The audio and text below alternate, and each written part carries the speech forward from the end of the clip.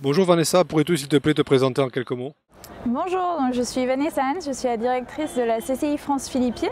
On est une petite équipe de 7 personnes et ça fait 5 ans que je suis maintenant basée aux Philippines avec la CCI. Alors pourquoi choisir les Philippines pour créer ou pour implanter son entreprise? Alors les Philippines, déjà, on est dans une zone très dynamique, on est en Asie du Sud-Est, on est dans un pays qui a connu une croissance de plus de 6% sur les 6 dernières années, donc extrêmement dynamique, et aussi un pays où la langue officielle est l'anglais. Donc en termes je dirais d'internalisation, c'est quand même intéressant dans le sens où si vous parlez anglais, c'est déjà relativement facile de pouvoir approcher le marché. Alors quels sont aujourd'hui les secteurs les plus porteurs et dynamiques? Alors, les secteurs les plus porteurs, ça va être tout ce qui est infrastructure. On est dans un pays où il y a plus de 105 millions d'habitants, donc des problématiques en termes de déplacement de population dans les villes, pour tout ce qui est infrastructure qui sont quand même très importants. Beaucoup de sociétés françaises sont dans ce domaine-là, aussi des problèmes au niveau de l'énergie, parce qu'on est sur un archipel de plus de 7000 îles. Donc l'électrification du pays est une problématique majeure. Donc beaucoup de sociétés françaises sont aussi présentes dans les énergies renouvelables pour apporter des solutions locales. Puis on a aussi tout ce qui est externalisation de services, qui est encore une fois, vu que les gens parlent anglais, c'est un secteur très important, avec notamment tout ce qui est IT. Donc un secteur très important aux Philippines, énormément de personnes qui sont aussi très bien formées dans ce secteur-là, vraiment un secteur qui est le fer de lance du gouvernement à l'heure actuelle, donc, et bien sûr tout ce qui est agroalimentaire. Alors que doit-on savoir avant de créer ou d'implanter son entreprise aux Philippines? Alors la création d'entreprise aux Philippines prend du temps. Donc en général, on se pose d'abord la question de la nécessité en fait, de créer une structure. Des fois, il est plus facile et plus intéressant de passer par un partenaire, surtout sur tout ce qui est distribution.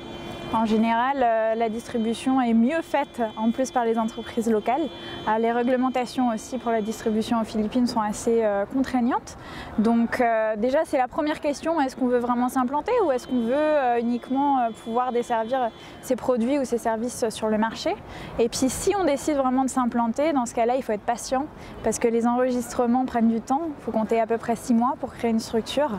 Et après ça, on a bien sûr beaucoup de... Je dirais en termes de bureaucratie, on est un petit peu sur les mêmes niveaux que la France, donc ça va, mais il faut être vraiment patient. Et alors en quoi est-ce que la Chambre de commerce et industrie peut-elle aider les entrepreneurs?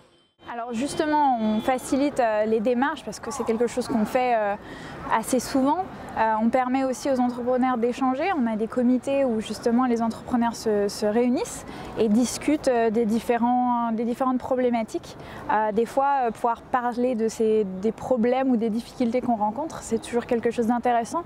Ça permet de débloquer des situations. Nos équipes sont aussi là pour ça.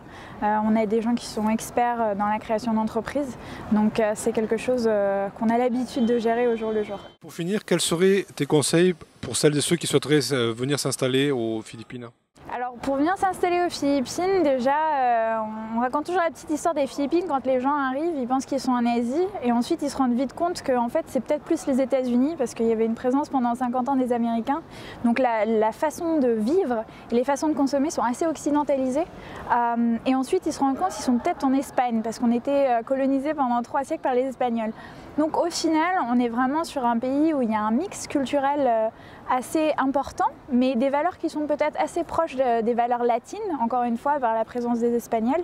Et puis une facilité de communiquer qui est quand même assez intéressante de l'anglais. Donc je pense qu'il faut juste pas perdre de vue qu'on est quand même dans un pays différent et prendre en compte ces différences culturelles aussi.